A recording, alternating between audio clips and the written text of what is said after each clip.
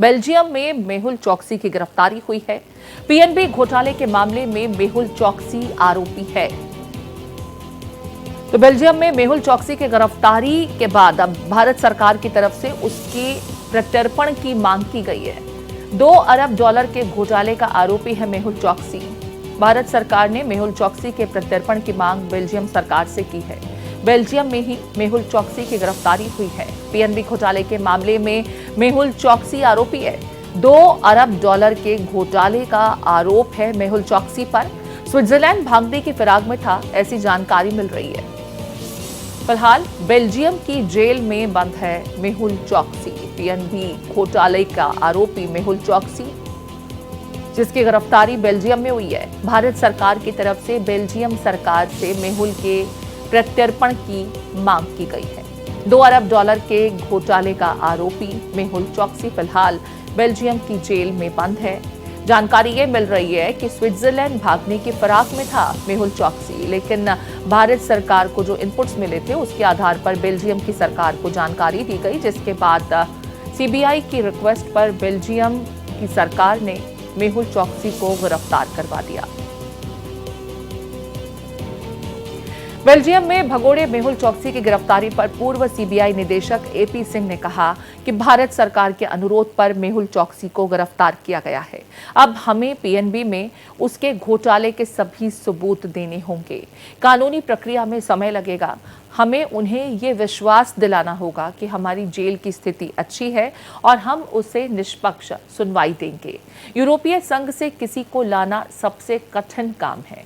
यूरोपीय संघ से प्रत्यर्पित किया गया आखिरी व्यक्ति 20 साल पहले अबू सलेम था।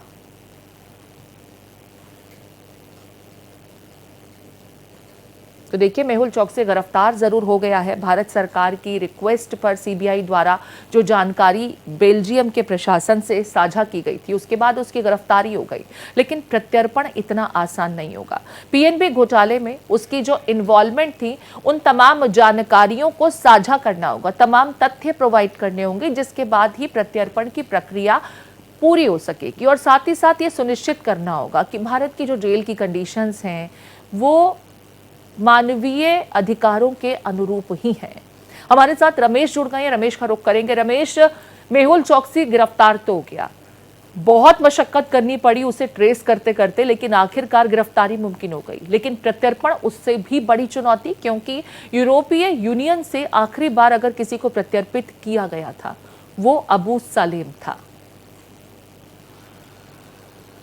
बिल्कुल प्रीति, आप देखिए कि मानवाधिकारों के आधार पर वो भारत को प्रत्यर्पण करने से मना करते हैं। वो ये दिखाते हैं कि वो वहाँ पे सुरक्षित हैं, भारत की जेलें सुरक्षित नहीं है। पर सीबीआई, मैं कैमरामैन से कहूँगा कि दिखाएं, इस समय हम सीबीआई ऑफिस के बाहर है, केंद्रीय अन्वेषण ब्यूरो। सीबीआई लगातार कोशिश कर रहा है कि वो 13,850 करोड़ पीएनबी का जो घोटाला हुआ, उसका जो आरोपी है, जो गीतांजलि जेम्स करके कंपनी चलाता था, उसका आरोपी बेल्जियम की जेल में है। वो लगातार, उसके पास वकीलों की एक बड़ी टीम है, बहुत पैसा वो भारत से लूट के ले गया है। उसका कहना है कि वो जो भारत की जेलें हैं वो उसके लिए असुरक्षित हैं। साथ ही साथ उसने अपने स्वास्थ्य के लेकर तमाम कहा कि उसको कैंसर है, उसको न्यूरो की प्रॉब्लम है, उसे डायबिटिक है। तो तमाम इन तरह के इलाजों को बता के कि उसका ट्रीटमेंट चल रहा है, वो कहीं ना कहीं राहत पाने की कोशिश करेगा। पर सीबीआई पक्के सबूत देकर बेल्जियम सरकार से प्रत्यर्पण कराने की कोशिश में लगा हुआ है। बहुत जल्द हमें ये सूचना मिलेगी कि जो मेहुल चोकसी है वो भारत आ रहा है। पर आप देखिए कि पूरा कितना बड़ा घोटाला था, 13,850 करोड़ का घोटाला। साथ ही साथ नीरव मोदी, जो इसका भतीजा है, वो भी घोटाला करके भगा हुआ है। उसके प्रत्यर्पण के लिए भी लगातार सरकार कोशिश कर रही है। पर ये बड़ी भारत की जीत है कि उसे जेल में, बेल्जियम की जेल में पकड़ा गया है, बेल्जियम की जेल में है।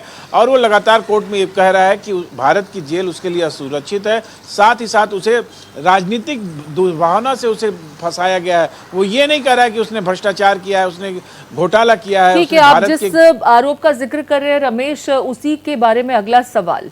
ईडी की इन्वेस्टिगेशन तेज हो गई है, क्योंकि ईडी के जो साक्ष्य होंगे उसी को आधार बना करके मेहुल चोकसी के प्रत्यर्पण की प्रक्रिया को पूरा किया जा सकता है। बेल्जियम में हमें तमाम वो दस्तावेज देने होंगे, तमाम वो आधार बताने होंगे जो ऑथेंटिक हो, और उसी के आधार पर प्रत्यर्पण पूरा हो। क्योंकि जब तक आप ये एस्टैब्लिश नहीं कर पाएंगे कि जो घोटाला हम कह रहे हैं कि इसका मास्टरमाइंड मेहुल चौकसी है। वो घोटाला करने वाला कोई और नहीं, मेहुल चौकसी ही है। ये हमें बेल्जियम में भी साबित करना होगा, उसके बाद ही प्रत्यर्पण पूरा हो सकेगा। टेढ़ी खीर है ये पूरी प्रत्यर्पण की कार्रवाई। बिल्कुल प्रीति, जब ईडी के अधिकारियों से मेरी बात हुई तो उनका कहना था कि जो सबसे महंगे वकील हैं बेल्जियम के, उसको हायर किया है मेहुल चौकसी ने, और एक पूरी टीम है वकीलों की जो लगातार उसकी पैरवी कर रही है और ये कोशिश कर रही है कि उसको भारत प्रत्यर्पण न करने दिया जाए, उसे वहीं बेल्जियम में रखा जाए और स्वास्थ्य के आधार पर उसे जमानत भी दिलाने की कोशिश की जा रही है। पर ईडी और लगातार ये अपने साक्ष्यों के माध्यम से बेल्जियम सरकार के ऊपर ये दबाव बना रही है कि वो भारत का आरोपी है, उसने भारत में अपराध किया है, उसकी सजा, उसका सब कुछ भारत में होगा, इसलिए उसे भारत में प्रत्यर्पण किया जाए। पर देखना होगा कि इसमें कितना समय लगता है। पर सबसे बड़ी बात यह है कि इस समय बेल्जियम की जेल में मेहुल चौकसी है। यहाँ पर अगर बीते दिनों जिस तरीके से हम लोगों ने तहव्वुर राणा का प्रत्यर्पण भी हासिल किया, उसका प्रत्यर्पण मुमकिन हो पाया, उसे बड़ा अचीवमेंट कहा जा रहा था, हमने देखा, लेकिन उस प्रक्रिया में भी खासा वक्त लगा। मेहुल चौकसी लगातार अपने हेल्थ ग्राउंड को बहाना बना रहा है, एक्सक्यूज की तरह उसका इस्तेमाल कर रहा है। स्विट्जरलैंड भागने की भी कोशिश की जा रही थी, ऐसी जानकारी मिल रही है। ऐसे में उसे बेल्जियम की जेल में ही बंद रखना, ये भी भारतीय एजेंसियों के सामने बड़ी चुनौती होगी। जैसा कि आप जानकारी दे रहे हैं कि वकीलों की पूरी फौज उसने खड़ी कर रखी है, वहां के सबसे हाईफाई वकीलों को हायर कर खुद की रिहाई के रास्ते तलाश रहा है वो लगातार।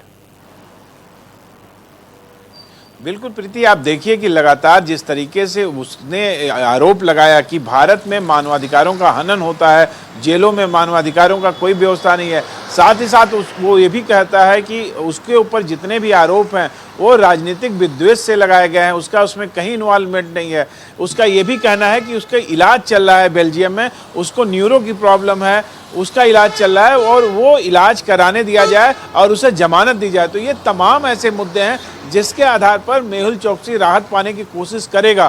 पर ईडी के जो साक्ष्य हैं वो बहुत ही मजबूत हैं और उसके आधार पर बहुत ही जल्द बेल्जियम से इसका प्रत्यर्पण भारत होगा और ये भी एक भारत सरकार की बड़ी जीत होगी तहव्वुर राणा की तरह। बहुत शुक्रिया रमेश, तमाम जानकारी साझा करने के लिए। तो मेहुल चौकसी की गिरफ्तारी बेल्जियम में हुई। भारत सरकार की तरफ से बेल्जियम के प्रशासन को मेहुल चौकसी के संदर्भ में तमाम जानकारियां दी गई थीं, उसके बेल्जियम में होने की इत्तला दी गई, जिसके बाद भारतीय साक्ष्यों को आधार बनाते हुए बेल्जियम द्वारा उसे गिरफ्तार कर लिया गया। फिलहाल बेल्जियम की जेल में चौकसी बंद है। चौकसी को भारत लाने की कोशिशें तेज कर दी गई हैं। जहां एक तरफ सीबीआई की इन्वेस्टिगेशन तेजी पकड़ती हुई, वहीं ईडी ने भी अपनी इन्वेस्टिगेशन और जांच के दायरे को काफी बढ़ा लिया है। भारतीय जांच एजेंसियों की चौकसी पर पहले से पैनी नजर थी, लगातार उसे ट्रेल करने की कोशिश की जा रही थी। लंबे समय से उसकी तलाश में सीबीआई की टीम थी और जब सीबीआई को ये मालूम हुआ कि बेल्जियम में उसकी मौजूदगी है, बेल्जियम प्रशासन को इसकी इत्तला दी गई, जिसके अनुरोध पर बेल्जियम पुलिस प्रशासन ने मेहुल चौकसी को गिरफ्तार किया। बाकायदा एक औपचारिक पत्र भेजा गया था जिसमें मेहुल चौकसी की गिरफ्तारी की मांग की गई थी। बेल्जियम में चौकसी के देखे जाने के बाद गिरफ्तारी की मांग की गई थी। हालांकि इतना आसान नहीं है कि गिरफ्तारी के बाद उसे प्रत्यर्पण कर भारत लाया जा सके। मुंबई से जारी वारंट के आधार पर ये पूरी कार्रवाई की गई थी। सीबीआई की टीम ने वो वारंट और उसका आधार साझा किया। चौकसी के प्रत्यर्पण की अब कोशिशें जांच एजेंसियां कर रही हैं, तेज की जाएंगी, लेकिन इतना आसान नहीं होगा क्योंकि यूरोपीय यूनियन से इससे पहले अगर किसी क्रिमिनल को भारत प्रत्यर्पित करके लाया गया वो अबू सलीम था। तमाम तरह की कंडीशंस को लगाते हुए अबू सलीम को प्रत्यर्पित किया गया था। उसमें यह भी आधार था कि उसे फांसी की सजा नहीं दी जा सकती। ऐसे में मेहुल चौकसी जो लगातार वकीलों की पूरी फौज हायर कर रहा है, सोचिए उसने करोड़ों का घोटाला भारत में किया है, फाइनेंस की उसके पास कहीं कोई कमी नहीं है और वो अपने स्वास्थ्य को आधार बनाते हुए सिंपैथी गेन करने की कोशिश कर रहा है, सहानुभूति चाहता है बेल्जियम प्रशासन से। और हमें यही कन्विंस करना होगा प्रत्यर्पण के दरमियान भी कि जब मेहुल चौकसी को भारत लाया जाएगा तो यहाँ पर जेल की जो कंडीशंस हैं वो ठीक होंगी। ईडी सीबीआई की रेडार पर काफी समय से था मेहुल चौकसी। जनवरी 2018 $2 अरब का पीएनबी घोटाला सामने आया। इससे पहले 2017 में चौकसी ने एंटीगुआ और बारबुडा की नागरिकता हासिल कर ली थी। चौकसी और उसका भांजा नीरव मोदी 4 जनवरी को भारत से भाग गए 2018 में। इसके बाद 30 जनवरी को पीएनबी ने चौकसी और नीरव मोदी के खिलाफ धोखाधड़ी का केस दर्ज किया। केस सीबीआई के पास पहुंचा। सीबीआई ने केस दर्ज कर जांच शुरू की। चौकसी पर लेटर ऑफ अंडरटेकिंग एलओयू का दुरुपयोग कर घोटाला करने का आरोप लगा। ईडी ने केस दर्ज किया। 23 फरवरी को रीजनल पासपोर्ट ऑफिसर ने चौकसी का पासपोर्ट रद्द कर दिया। चौकसी एंटीगुआ से लापता हुआ और बाद में डोमिनिका में अवैध प्रवेश के आरोप में गिरफ्तार भी किया गया। उसने आरोप लगाया कि उसका अपहरण कर लिया गया था। डोमिनिका हाई कोर्ट ने चौकसी को खराब सेहत के आधार पर जमानत दी और उसे इलाज के लिए एंटीगुआ जाने की परमिशन भी मिली। भारत का तब प्रत्यर्पण का प्रयास विफल रहा था। इंटरपोल ने चौकसी के खिलाफ रेड कॉर्नर नोटिस हटा लिया, जिससे भारत की प्रत्यर्पण प्रक्रिया और कमजोर हुई। मार्च 2023 चौकसी ने इसे राजनीतिक साजिश करार दिया। सितंबर 2023 बॉम्बे हाईकोर्ट ने ईडी की याचिका को बरकरार रखा, जिसमें चौकसी को भगोड़ा आर्थिक अपराधी घोषित किया गया था। सितंबर 2024 में चौकसी को बेल्जियम में देखा गया, स्पॉट किया गया और इसके बाद ये भी जानकारी मिली कि उसने फर्जी तरीके से रेजिडेंसी कार्ड हासिल कर लिया है और तभी से भारतीय एजेंसीज चौकसी की गिरफ्तारी के लिए लगातार प्रयास कर रही थी। बेल्जियम प्रशासन को तमाम दस्तावेज और साक्ष्य दिए गए, जिसके आधार पर चौकसी की गिरफ्तारी मुमकिन हो पाई। लेकिन बड़ा प्रश्न प्रत्यर्पण को लेकर है, जो इतना आसान नहीं होने वाला है।